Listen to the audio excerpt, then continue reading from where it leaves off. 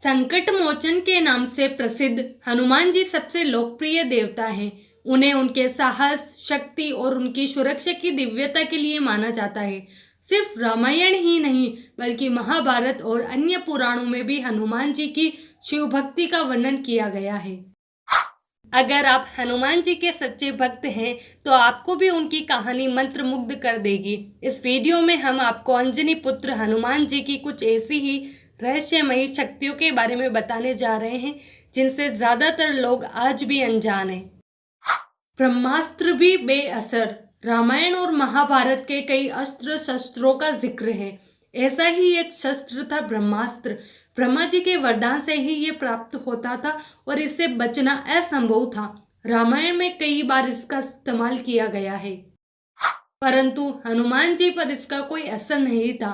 पौराणिक कथा के अनुसार ब्रह्मा जी ने उन्हें 3 वरदान दिए थे, जिनमें से एक था कि उन पर किसी भी प्रकार के ब्रह्मास्त्र का कोई भी असर नहीं होगा और किसी भी युद्ध में उससे जीत पाना असंभव होगा। यह वरदान अशोक वाटिका में हनुमान जी के काम आया। जब हनुमान जी देवी सीता की खोज में लंका पहुंचे तो उन्होंने देवी सीता को बहुत ढूंढा। जब सफलता नहीं मिली तो वह निराश हो गए। तब विभीषण ने पवन पुत्र को माता सीता के बारे में बताया और वह अशोक वाटिका पहुंचे। उन्होंने प्रभु श्री राम का संदेश देवी सीता को सुनाया।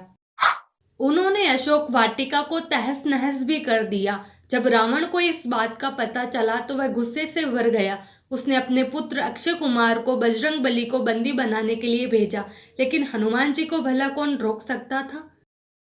उन्होंने रावण पुत्र अक्षय कुमार का वध कर दिया। फिर रावण का दूसरा पुत्र मेघनाथ हनुमान जी को पकड़ने आया।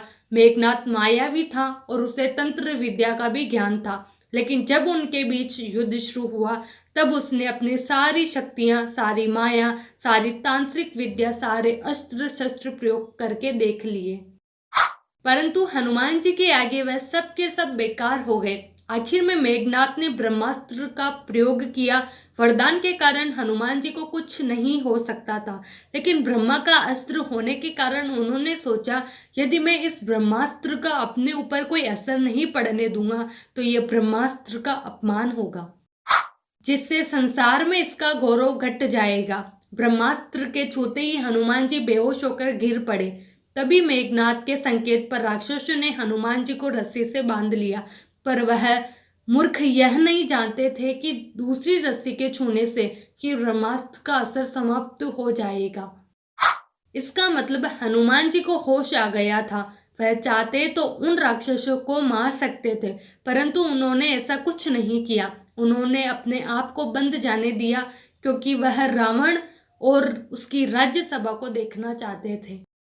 प्राकम्य में सिद्धि। उनकी 8 सिद्धियों में एक सिद्धि थी प्राकम्य, जिसका अर्थ है जो भी इच्छा हो उसे प्राप्त कर लेना।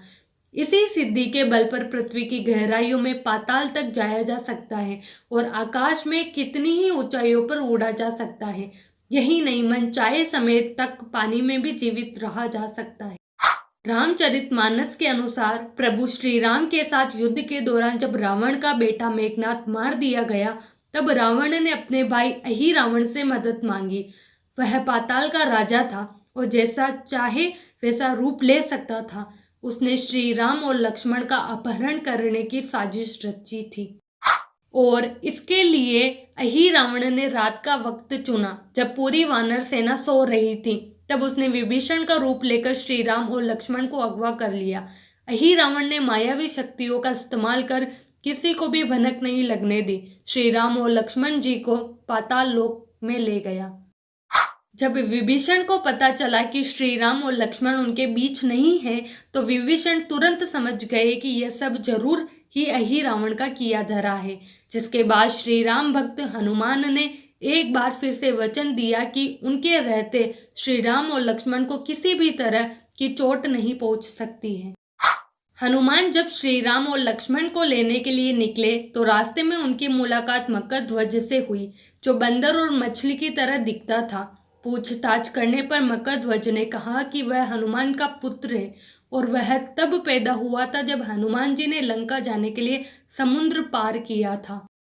तभी हनुमान जी का पसीना पानी में गिरकर एक मछली के गर्भ में चला गया, जिससे मकर ध्वज का जन्म हुआ। मकर ध्वज पाताल लोक का स्वामी था और पिता को सामने देखकर भी उसने अपने स्वामी अहि रावण की भक्ति नहीं छोड़ी। तब दोनों के बीच भीषण युद्ध हुआ और आखिर में मकर ध्वज को हार माननी पड़ी। हनुमान जी ने उसे वही बंदी बना लिया और पाताल लोक के अंदर चले गए। अंदर पहुंचकर हनुमान जी ने देखा कि श्री राम और लक्ष्मण बेहोशी की हालत में मायावी देवी के सामने पड़े हैं और अहि रावण उनकी बलि की तैयारी कर रहा है। अहि रावण ने मायावी देवी की मूर्ति के सामने 5 दिशा में 5 दिए जला रखे हैं, जिनको एक साथ एक ही समय में बुझाने पर ही अहि रावण की मौत हो सकती थी। इसलिए हनुमान जी ने अपना पंचमुखी रूप लेकर एक साथ 5 दीप बुझा दिए, जिनके बुझाते ही अहि रावण की मौत हो गई। इसके बाद हनुमान जी ने श्री राम और लक्ष्मण को स्वतंत्र किया और वापस पृथ्वी लोक चले गए। जाने से पहले श्री राम ने मकर ध्वज को पाताल लोक का राजा बना दिया। अणिमा और महिमा सिद्धियां। हनुमान जी की 8 सिद्धियों के स्वामी थे। उनमें से 2 सिद्धियां थी अणिमा और महिमा, जिससे बजरंगबली अपना आकार एक मच्छर से भी छोटा और हिमालय से भी बड़ा कर सकते थे। जब पवन पुत्र हनुमान उड़कर माता सीता की खोज में लंका जा रहे थे, तब अनेक राक्षस उनके सामने आए, जिनका एकमात्र मकसद हनुमान जी को लंका जाने से रोकना था। परंतु क्या आपको पता है, उन सभी राक्षसों में से एक को स्वयं देवताओं ने हनुमान जी की परीक्षा लेने के लिए भेजा था।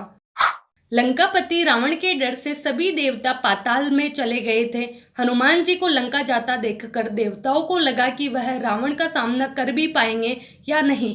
इसी कारण उन्होंने हनुमान जी की बल बुद्धि की परीक्षा लेना जरूरी समझा और नागों की माता सुरसा को आदेश देकर उनके पास भेजा।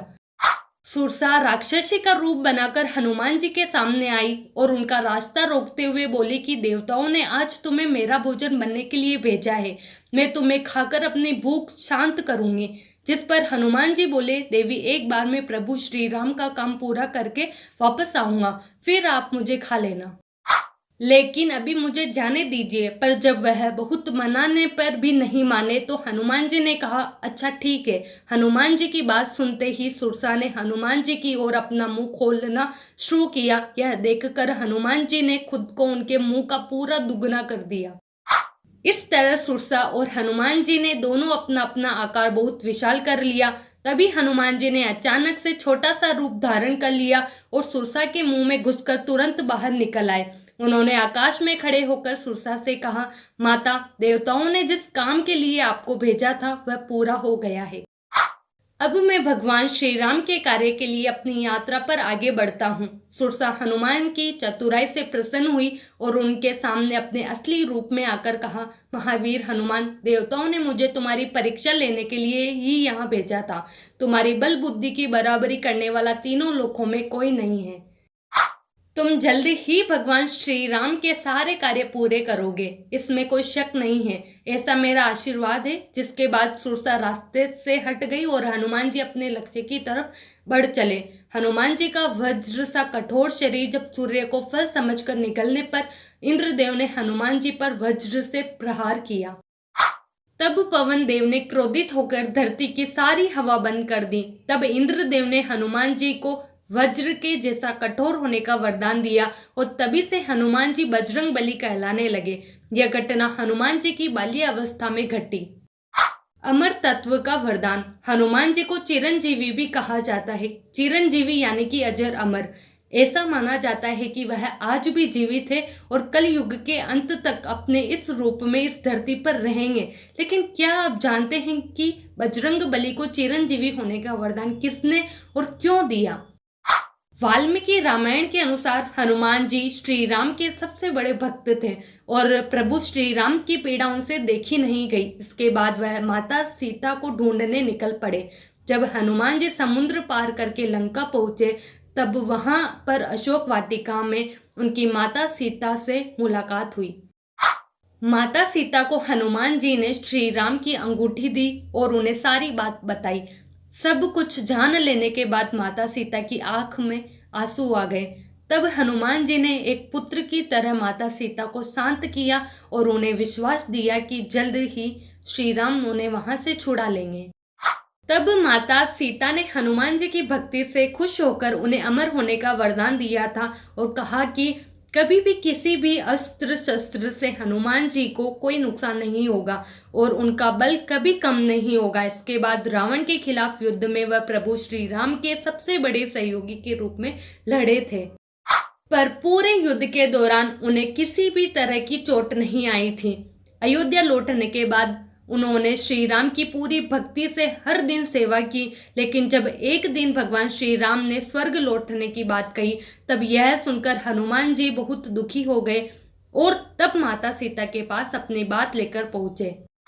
हनुमान जी ने माता सीता से कहा कि आपने अमर होने का वरदान तो दिया, पर यह तो बताया ही नहीं कि जब मेरे प्रभु श्री राम धरती से चले जाएंगे तब मैं क्या करूँगा। और यह कहते हुए हनुमान जी वरदान वापस लेने की जिद करने लगे।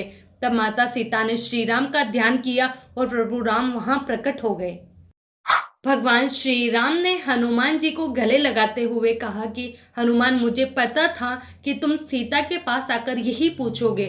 धरती पर आने वाला कोई भी जीव अमर नहीं है, लेकिन मुझे यह वरदान इसलिए मिला है क्योंकि एक समय धरती पर ऐसा आएगा जब धरती पर कोई देव अवतार नहीं लेगा। पापी लोगों की संख्या अधिक होगी और जब तक इस धरती पर राम का नाम लिया जाएगा तब तक राम भक्तों का उद्धार तुम ही करोगे। अपने प्रभु की बात सुनकर हनुमान जी ने अपनी जिद को छोड़ दिया और इस वरदान को प्रभु श्री राम की आज्ञा मानकर स्वीकार कर लिया। यही कारण है कि हनुमान जी आज भी धरती पर मौजूद है। भगवान श्री राम के भक्तों की तकलीफों को सुनते हैं और उन्हें दूर करते हैं।